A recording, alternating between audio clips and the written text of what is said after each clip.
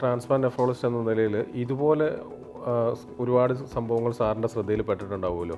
സമൂഹത്തിൽ ഇങ്ങനെ മതിയായ ധാരണകൾ ആളുകളുടെ ഇടയിൽ ഒരുപാടുണ്ട്. അത് അവരുടെ കുടുംബജീവിതം തന്നെ താറുമാറാവുകയും കൂടുതൽ എക്സ്പെൻസിൽ ചെന്നെത്തുകയും ബോഡി ഫംഗ്ഷൻ ഒരുപാട് ഡിറ്റോറേറ്റഡ് ആയതിനു ശേഷം ട്രാൻസ്പ്ലാന്റിനെ കുറിച്ച് ചിന്തിക്കുന്ന അവസ്ഥ ഉണ്ടാകുന്നുണ്ട്. അപ്പോൾ ഇതിന് സാറിന് എന്താണ് ഒരു പബ്ലിക്കിനോട് പറയാനുള്ളത്? ഇപ്പോൾ ഇത് ജിതിൻ ചൂണ്ടിക്കാണിച്ചാൽ ജിതിനുണ്ടായ അനുഭവം എന്ന് പറഞ്ഞാൽ ശരിക്കും നമ്മളുടെയൊക്കെ കണ്ണ് തുറപ്പിക്കുന്ന ഒരു വസ്തുത തന്നെയാണ്.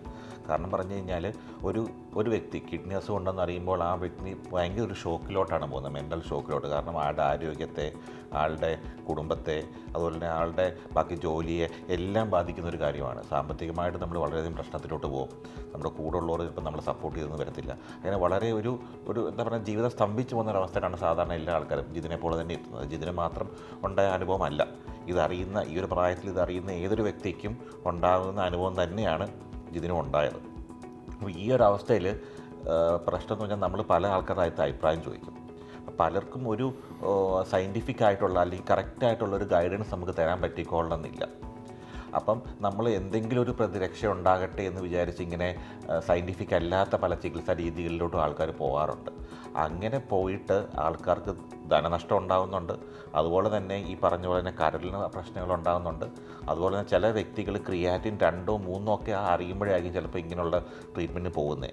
അങ്ങനെയുള്ള സമയത്ത് എന്ത് പറ്റുമെന്ന് പറഞ്ഞാൽ അവളുടെ ക്രിയാറ്റിൻ വളരെ പെട്ടെന്ന് ഒരു ഡയാലിസിസ് സ്റ്റേജിലോട്ട് പോകുന്ന അവസ്ഥയൊക്കെ ഉണ്ടാവാറുണ്ട്. ഇതൊക്കെയാണ് നമ്മൾ സാധാരണ കണ്ടുവരുന്നത്. പിന്നെ അതുപോലെ തന്നെ ആൾക്കാരുടെ ഇടയിലുള്ള വളരെ മോശമായൊരു മിഥ്യാധാരണയാണ് ട്രാൻസ്പ്ലാന്റ് അല്ലെങ്കിൽ 100 ട്രാൻസ്പ്ലാന്റ് ചെയ്ത് കഴിഞ്ഞ് 1 or 2 പേര് രക്ഷപ്പെടുകയുള്ളൂ. ഇതിൻ്റെ ഒരു പ്രശ്നം എന്ന് പറഞ്ഞു കഴിഞ്ഞാൽ ഈ ട്രാൻസ്പ്ലാന്റ് സക്സസ് ആകുന്ന ആയിരക്കണക്കിന് കേസുകളുണ്ട്. എന്നാൽ സമൂഹം എപ്പോഴും ഇതിൽ നെഗറ്റീവായിട്ടുള്ള കാര്യങ്ങൾ മാത്രമാണ് ആൾക്കാർ പ്രൊജക്റ്റ് ചെയ്യപ്പെടുന്നത്.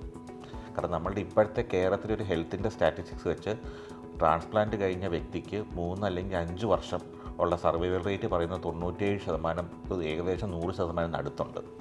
അതായത് 100 ട്രാൻസ്പ്ലാന്റ് ചെയ്ത് കഴിഞ്ഞാൽ ഉറപ്പായിട്ടും ഒരു 90 മോഡലിൽ ഗ്രാഫ്റ്റ് ഒരു കുഴപ്പമില്ലാതെ വർക്ക് ചെയ്യുന്നുണ്ട്. 97 എന്ന് പറയുന്നത് സർവൈവൽ റേറ്റാണ് ജീവിച്ചിരിക്കുന്നത്. പക്ഷേ ഗ്രാഫ്റ്റ് സർവൈവൽ, അതായത് കിഡ്നി ഫങ്ഷൻ ചെയ്യുന്നത് ഒരു 90% മുകളിലുണ്ട്. അതായത് സക്സസ് റേറ്റ് അതുപോലെ മെച്ചമാണ്. അതായത് ഈവൻ വെസ്റ്റേൺ സ്റ്റാൻഡേർഡ്സിനെ മാച്ച് ചെയ്യുന്ന ഒരു സക്സസ് റേറ്റ് നമ്മുടെ കേരളത്തിൽ ട്രാൻസ്പ്ലാന്റ് റേറ്റിലുണ്ട്.